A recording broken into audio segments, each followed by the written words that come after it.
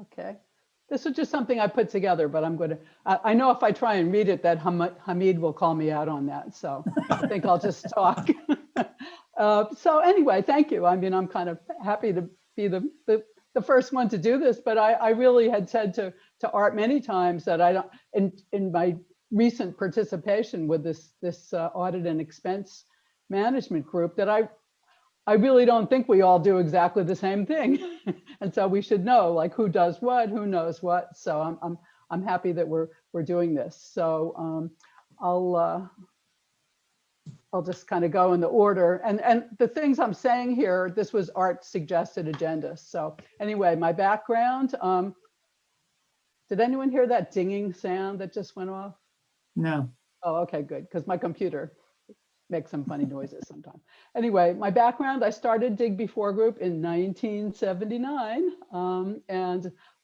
I actually joined SCTC, formerly known as STC, in the early 80s. And I was pretty active in it. I was on the board. I think I made it up to vice president. And then for a while in the 90s, I kind of withdrew from it, even though I kept my membership. And the reason I become reactivated again is specifically because our practices moved more in the direction of the audit and expense management. And so now that I see that there are others with the same interest, that's got my interest renewed. So I'm very happy about that.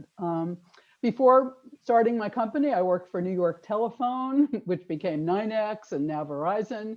And I worked for Southwestern Bell in St. Louis and Kansas City.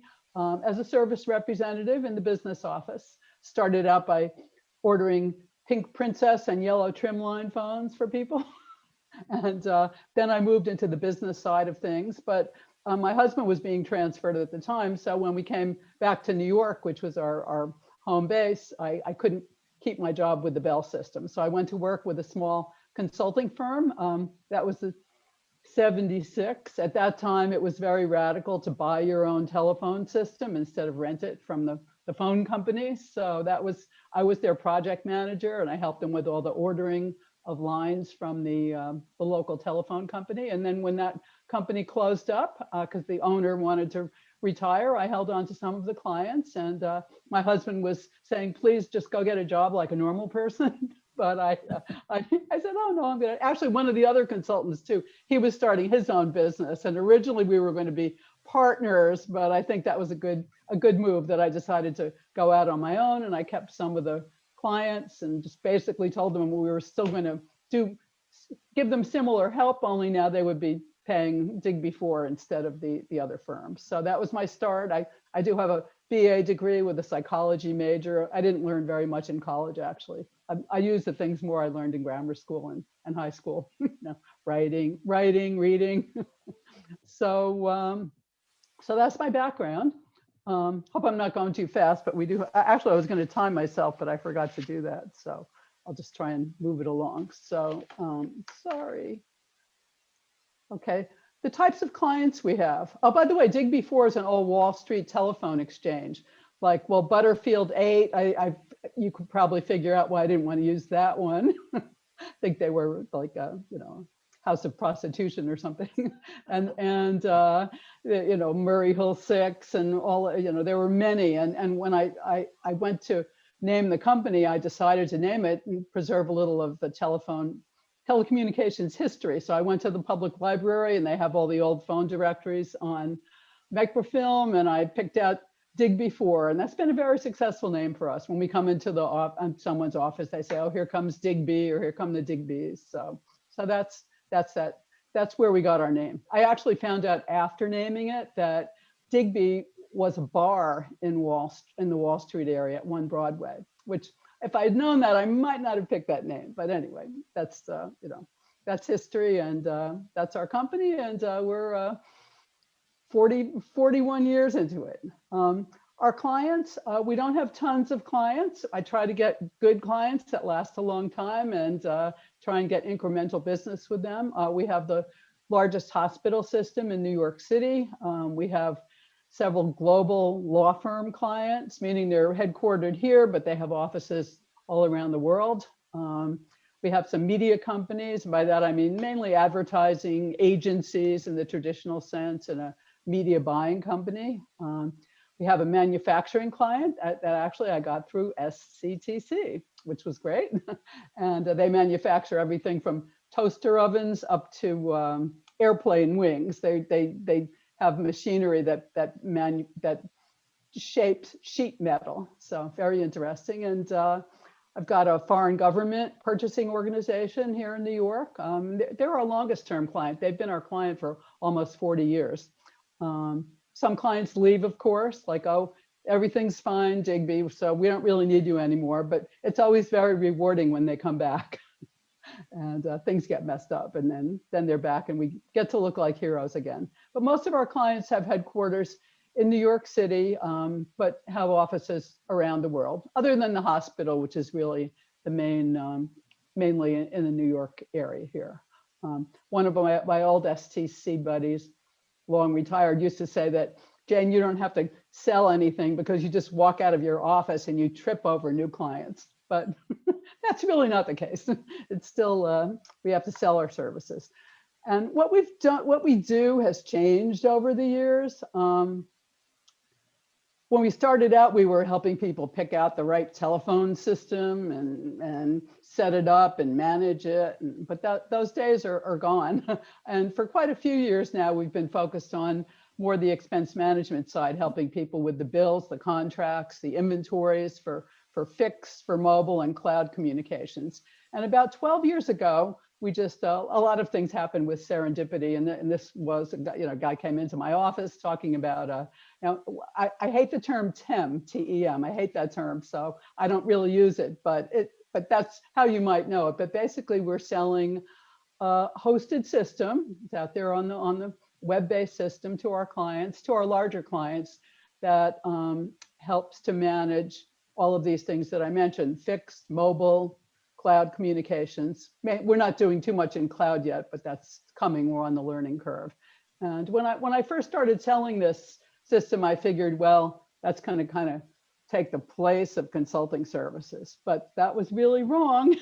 And as I've gone on over the years, I've realized that the value of these hosted systems that have so much information in them is only as good as what you do with the information. So we developed a lot of consulting services to keep these databases up to date. So, I mean, every time a client moves a location or adds or deletes or upgrades the speed on the circuit, any kind of changes, if you don't keep the information up to date in the hosted system, well, then it's not going to be that useful. So that's a lot of our consulting is making sure that we get all the information from the clients and keep everything up to date. And of course, mobile is a different animal than fixed. We actually think that mobile is more of an opportunity. I'm just going to kind of go off the script here a little bit, but and our partners think so too. But by the way, this hosted company, they've got like over 600 people. So that's a good resource for us. We're only 5 people here at DIgby 4. So that enables us to leverage our capabilities with a much bigger group of people. And but they think, and we do too, that the fixed line side of things might not be quite as juicy for helping people save money and manage things as it has been in the past with SD-WAN coming along. And then I just happened to meet with Granite the other day, and they say, well, no matter what you're buying from us, whether it's global, network, dial tone, mobile, we give you everything on one bill. And I'm thinking, wow, if you're really getting it right, then the opportunities for us may diminish because we really thrive on confusion of people. But anyway, so that's what we do. We sell the hosted system. We package services around it. And for clients that are smaller, because the hosted system really is only makes sense if they're spending over $10 million a year on their communications. So we offer the more traditional consulting services, but still in the same way, getting their bills every month, getting their contracts, keeping track of all their services and inventories. Am I doing okay? And you have questions, or am I running out of time? Just want to. Well, it's getting a little short, but it's fine. You're doing well. Did you want to show that other report that you? Yeah. Let me just see if what might be important to say here. I think I've said it all. Okay. We have a mission statement. We have an annual planning meeting every year, which I would encourage everyone to do and kind of reset, if you'll excuse the expression, our company and be sure we're going in the right direction. We say we help our clients manage communications technology. I think I have to unshare this, stop share, and then I'm going to share. This is a report that we put together for all of our clients, each of our clients in some form. Can you see that? Not yet. Oh, wait a minute. I think I have to do share screen again. Sorry.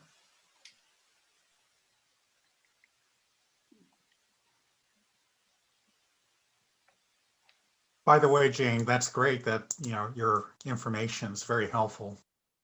Oh, thank you. Thanks for saying so. Okay, can everyone see that? No, it's still you. Oh, wait. Greg, do you want to share? I think No, you here have it is. Here it is. Here it comes. There we go. It only works when you press the right buttons. So we give some form of this to all of our clients. And basically what we're telling them is, here's the money we got you back. Harder and harder to get refunds, but we do get some. You can see it's diminished significantly over time. This is 4 years. Here's the money we saved you. Here's what we charged you. And we try and separate that out by we charged you, and this is pretty hard actually, but we try to say what we charged you for work related to savings versus what we charge you for other things. And then we net it out. So we charged you this, you paid us that, and here's your net benefit. Now this particular client is very enlightened because, and I say that because they let us count the savings for 3 years, because many of the savings, and most of these savings have to do with vendor contracts not implemented properly, or maybe they'll close a site, but they'll keep billing certain things or keep billing components of certain services. So that's the basis of these, but most of the savings would have continued on. So this particular client lets us keep this cumulatively for 3 years, and then we drop off like this. Now we're going to, next year we'll drop off 2017, but we're really only cumulatively counting the savings for the last 3 years. And then of course down below, because we've had this client for a long time, even before 2007, but we just started doing this in 2007, we show them the total added up. So they like this. Now, some of our clients only want to know what you did for me today. So then we keep this on a 1-year basis. And I'm just showing you the kind of summary of it. We do this quarterly. We sit down with the client, we show them, and it helps our clients to be able to go back to their boss and say, well, here's, if someone says, well, why are you paying DIgby for? Well, here it is. They're saving us more than they're charging us. And in most cases that happens. So any questions about that? Yeah, No, it's Jane. great. Go ahead, Art. No, go ahead. I was Go going to ahead, say Ryan. this is great, Jane. It's obviously it really helps paint the picture for the client, and it makes it a no-brainer to kind of renew your contract every year or whatever. However you're going about it, they're just, how can they argue with you when we got real hard numbers to present, even if you are calculating the savings in the future. And obviously there's a little bit of fuzzy math there, but as long as they understand that, my clients are satisfied with that as well. Right. That's what they, with all the other things that we do for people, they're still looking at the dollars, and it just, even keeping the hosted system up to date, it's not well, there's a lot of activity there and a lot of time that's not specifically saving money, but if you didn't keep your records up to date, there would be a lot more money to save. So, just companies aren't always willing to pay for prevention. They'd rather, it seems like, get everything messed up and then you come in, ride in on the white horse. But anyway, so this is work for us, and we do, as I said, some form of it for each of our clients. So I guess that's it. I've probably gone more than 10 minutes. That's okay. So, that was good. Yeah, so this is it, how we market. I really don't market much. I know I'm kind of lazy about that, it's because we held on to our clients for a long time. So, and we try to get incremental business from existing clients, which to me is a lot easier than getting somebody brand new. There's a lot of effort involved, not only in the sales process, but in getting it started. We spent a lot of time last year going after a global pharmaceutical company to sell them the hosted system, and they loved it, but they stayed with their incumbent because of COVID. So that's kind of, after that, you kind of like have to step back, take a breath before you go after something big again. But I also do some writing for No Jitter and Workspace, and I have a couple of books published that are like so out of date, but still that, you know, seems to impress people. That was, I don't know if anyone remembers Harry Newton with, he was quite a personality. He had a magazine and a trade show and a publishing company, and he was one of our early proponents and published our books. So in terms of how we could help other consultants, historically, we haven't partnered much, but again, now that I've been exposed to this group, you know, I could certainly see if someone needed what we know, or someone needed extra resources, you know what, I'd be happy to talk about that. I actually talked to Janice. Janice, can't see your lovely face, but I see your name there. So I spoke to Janice about just that. Hello. Hello. I'm here.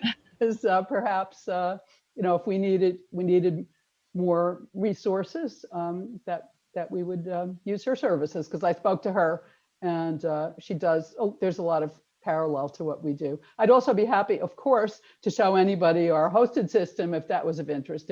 Today wouldn't permit the time, but actually when I saw Cindy Cruz's dashboard that she was going to present today, I love it because it's kind of simple. And the problem with the hosted system is it's kind of complex, and sometimes it has an overwhelming amount of reports. But that's one of the things we try and do too, is simplify it for our clients. So that's the story.